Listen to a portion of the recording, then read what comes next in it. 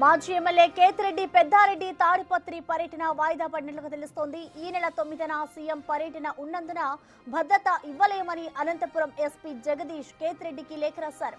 SP లేఖతో Kethireddy Peddareddy Tadipatri పర్యటన వాయిదా పడే సూచనలు కనిపిస్తున్నాయి. తాడిపత్రిలో అడుగు పెడితే అడ్డుకుంటామంటూ ఇప్పటికే పెద్దారెడ్డికి చెందిన జేసీ వర్గీయులు హెచ్చరికలను జారీ చేసిన నేపథ్యంలో పోలీసులు ముందస్తు జాగ్రత్త చర్యలు తీసుకున్నారు. ఇటు ప్రత్యేక బలగాలను కూడా రప్పించారు. తాజాగా ఎస్పీ లేఖ రాసి పోలీసులు బిజీ షెడ్యూల్ వివరించారు.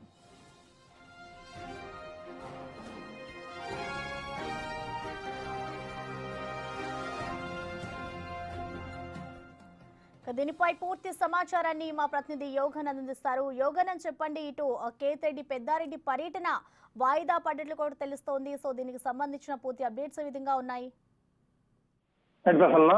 తాడిపత్రి మాజీ ఎమ్మెల్యే కేతిరెడ్డి పెద్దారెడ్డి తాడిపత్రి ఏంటి రోజు రోజుతో మారిపోతుంది చెప్పొచ్చు. తాజాగా ఇవాళ ఆయన తాడిపత్రికి వెళ్ళాలి అనుకున్నాడు. కానీ జిల్లా ఎస్పీ జగదీష్ ఆయనకు లేఖ రాశాడు. సీఎం బందోబస్తులో ఉండగా మీకు రక్షణ కల్పించలేమంటూ కూడా చెప్పడంతో ఆయన తన పర్యటన కూడా వాయిదా వేస్తున్నాడు.